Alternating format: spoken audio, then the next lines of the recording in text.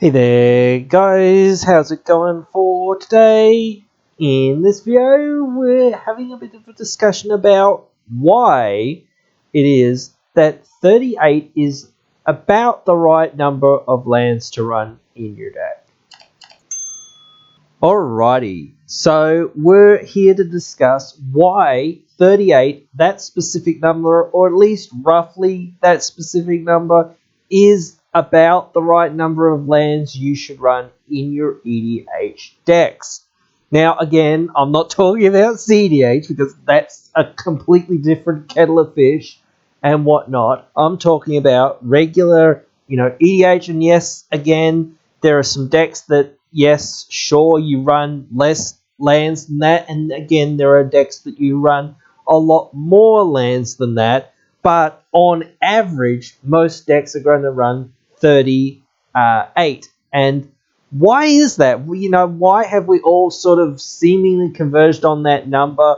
Like, when you look at some decks, the average number that people are actually running is a little bit lower or a little bit higher sometimes, or whatnot, whatever. But why is it that, between 36 to 39 or so, somewhere in there, 37 to 39 sometimes, mostly it converges on 38 as the general recommended number? Why is this? Because it's very hard to actually define exactly why. I think when you look at some of the 60 card formats, and I know boo 60 card formats, but when you look at the deck lists that they have when you're building a competitive deck for those formats, it often compiles the lands often compile 1/3 of their deck. And, in EDH, it turns out to be roughly the same thing. But again, in EDH, we have a lot higher, mana curve and whatnot in our format for the most part than what they would do in standard for the most part, or pioneer, or modern, or anything like that, legacy, vintage especially. But, we more favorably do represent on percentage what is seen sometimes in some standard decks and pioneer decks, at least in percentage wise, not in card volume wise. But again, you're looking at a third of the deck, so you want that 1/3 chance, in theory at least, to be able to have access to your lands. So that's one reason why the limit is above 30, or above 33.3 essentially, because that is exactly 1/3 of your deck. So of course you can just go, well, I will run 33.3 or whatever, but you can't run 33.3, so most people round up to say 34 rather, lands in their deck, because that's just over 1/3 of their deck. Well, that makes it pretty simple to run that many lands. But then you go, well, wait a minute, actually, that's probably the baseline. That's probably the bottom limit, absolute bottom limit that I can, run, because those are the decks that, in standard or whatever, pioneer, that sort of stuff, that are basically mid-range or aggro decks. Those are the, basic, simple, first, easy decks or whatnot that you would see, come out of the gates with the white weenies or whatnot, or maybe some mid-range creatures and whatnot, and some removal in the early parts of the game and whatnot. You're not essentially looking at decks that are a lot slower, and they tend to be control decks. But for the most part, the longer mid-range games and the control decks run a lot more lands than what those more aggro focused decks do run. And EDH is more of a mostly slower format, so you want to run more lands, because again, even saying, well, more lands later on is bad, or whatnot, you don't need them later on. You certainly need them early. And that's the thing. Unless, of course, you're running a lands deck, then it's sort of doesn't matter as much because, again, any land is essentially another spell in your deck as well, so that can be very useful, which is why land decks are also pretty darn popular, because it's like, well, I just get free things for playing the game, essentially. And that's really cool. Again, those are one of the strategies that I love, but still. Anyway, getting back to specifically why 38, a lot of, EDH channels came about many years ago, actually. I think the Command Zone was probably one of the first ones.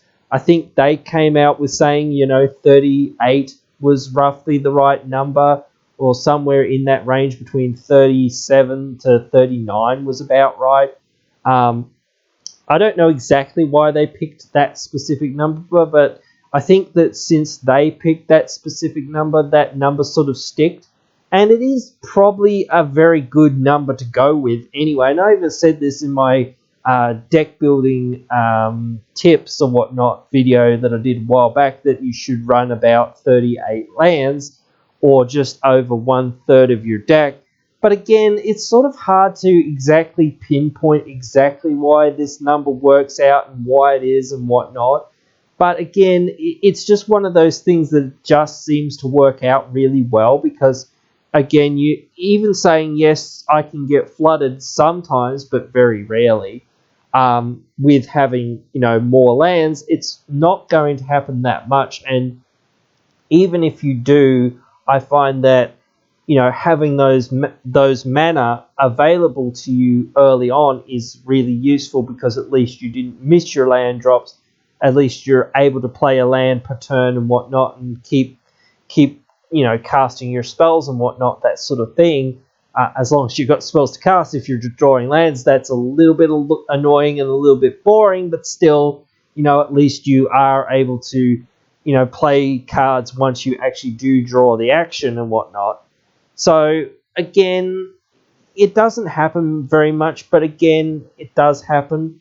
And I think that the worst thing a lot of the time is actually not drawing into lands. So, I think you want to be a little bit more heavy, and it doesn't sound exactly like that bad to be a little bit more heavy, because especially when you, like I said this before, you consider that EDH is a slower format for the most part. And again, the main stuff that's actually going to be happening is, your 4 and 5 and 6 and maybe 7 drops. Probably your 7 drops or higher is probably the stuff that you're going to play to win the game. But again, your 4 and 5 drops are your stuff that you're really setting up with to try to establish yourself and start getting into the game and start, casting 2 5 drops or 2 6 drops at a turn. And then once you've built up your board state, you want to try to smash your 7 or 8 drops or more into the battlefield, and just close out the game. Those are usually the ways that the games sort of play out. So you want enough mana to be able to, cast several 5 drops during a turn. You want enough mana to cast a 5 drop and a 4 drp in a turn. Like Kadama of the East Tree has changed that slightly, where you can cheat some things into play and things like that. But there have always been other ways to cheat things into play, like the new Perforos is another way to cheat things into play. There's always been ways to cheat things into play. Get extra mana and whatnot, called get mana on other people's turn, cast your things with flash, essentially bypassing the fact that you've got, a certain amount of mana. It means, now when you've got essentially quadruple the amount of mana, and can cast anything on anyone's turn, it's like, well, now, you just cast, your biggest thing that you can every single turn, and especially when you've got card draw to back that up, it's really, really good. So there's certainly a lot of effects that, mean a lot more of that hasn't really changed, I think. And I think some people, like I've seen some discussions say that people don't run enough lands, because I see so many decks where people just struggle so hard, and then you ask them, like, oh, how many lands are you running? And they're like 33 or 34 or something. And I'm like, dude, you need to run 4 more lands, dude. And it's just like, you've got all of these random cards that are in your deck that aren't doing anything. Just like, you've got all of this random equipment and stuff like that in this, like, non-equipment based deck. Like, what's the point of running all this equipment? Like, yeah, sure, you can run some equipment if you absolutely want to or absolutely need to run some of it, but you don't need to run like all of it. You don't need this card, you don't need that card, like, unless it's really tied to something that you need. It's like, well, what's the point in running it? You could have other cards, or you could just have lands or whatnot. That comes into deck building decisions. Like, it's very easy to be like, oh, I want to play all these cool spells and whatnot. I don't want to play boring old lands. So it's very tempting and very easy in a way to be just like, well, I'll cut a land. And it's one of those things that sometimes I think some people, yeah, sure, you can experiment with and say, okay, well, I want to see where the upper limit is or whatever. I'm sitting at a 38 land deck, or what right now, maybe a 40 land deck, depends, whatever it is. Okay, I'm going to take out, a land and replace it with some random spell or whatever, doesn't really matter, and see how it goes, or a mana dork or whatever. See how it goes, and then if nothing bad has happened, like I'm still drawing lands fairly consistently and I'm still, doing fairly well for myself, I might take out another land and replace it with another spell. But it is a slippery slope, and again, people find themselves getting into that problem where they go, yes, now I'm not drawing any land for 5 or 6 turns or whatever, but then, later on, I draw nothing but lands or whatnot, whatever. Or one game I'll draw nothing but lands, and then, later in the game I'll never draw another land because it's such a random thing, and sometimes your lands seem to clump together, or they seem to just be in very weird parts of your deck where suddenly you get several hands of 7 or 8 or even 9 or more, or even 14, double hands essentially, of just no lands. Like, there was no lands in 14 cards, but they were still fairly evenly distributed through the rest of the deck. They weren't in clumps, but they still weren't in like 2 lots of 7, of your first like 2 draws. It was like, wow. So those are the things that you've got to be conscious of, and why you're putting so many lands in your deck.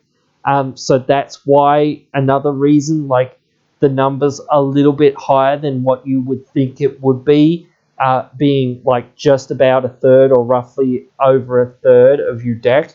It's so that, you prevent, and it's just one of those things that I think it's a good starting point, and it's just a good point to remember. Yes, I do need more lands sometimes than what I think I do.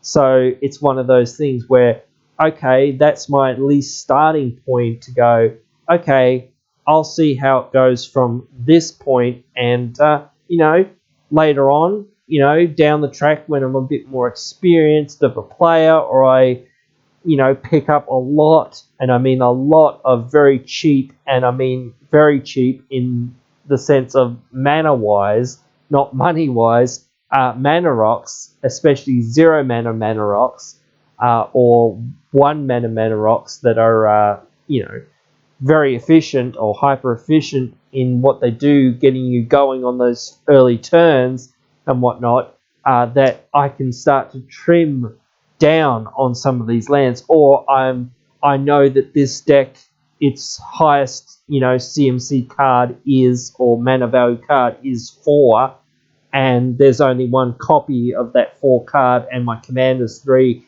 and the rest of the cards that are in my deck are 1 or 2 drops or whatnot. So,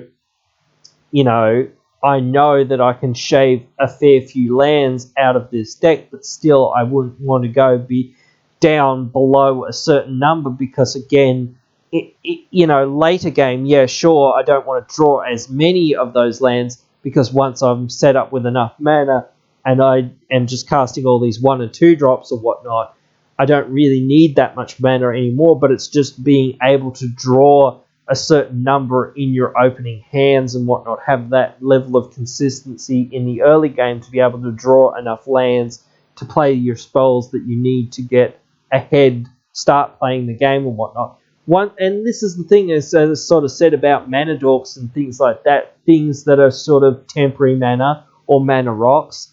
Again, I think don't worry so much about them dying or being destroyed, because unless you're super duper behind after it happens, which often you're not going to be, like it does happen where you get behind, but again, a lot of the time you're not. By the time that people are able to blow up your artifacts or your creatures that are producing mana, you're already, drawn, more cards and gotten further through the game and whatnot than what those cards are actually benefiting you really that much. And, you actually just need more cards and whatnot, not more mana sources at a certain point of the game. So once you start getting to a certain point, you're just like, well, I'll just discard all these random mana rocks or whatnot that I don't need, because all I need is more things that are actually going to affect me going forward and going to progress my game plan and things like that. So yeah, sure, they can be very useful as well. They can be an extra utility later if you have any like faithless looting or whatnot style effects. Even if you've got, just the ability to discard to hand size, they can still be, somewhat useful, because at least that's a buffer to being like, well, at least I can hold on to my real spells and I can easily discard these lands.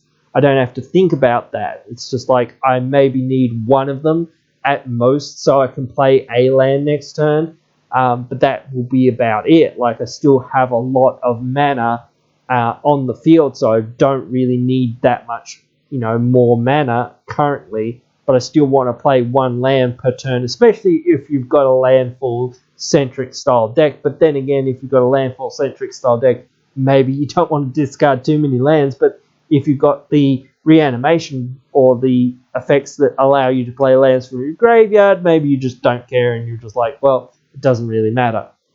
But anyway, guys, that is my thoughts on why essentially the land count or the average land count or the average recommendation of land count in EDH is about 38. But you guys can let me know what you think, have I missed anything, that maybe I should have put in here to discuss about, why roughly that is the number, and why do you guys think that, that's the number, or are we completely wrong? Have we been playing the game wrong for all of these years and whatnot? Should the land count be higher? Should it be lower?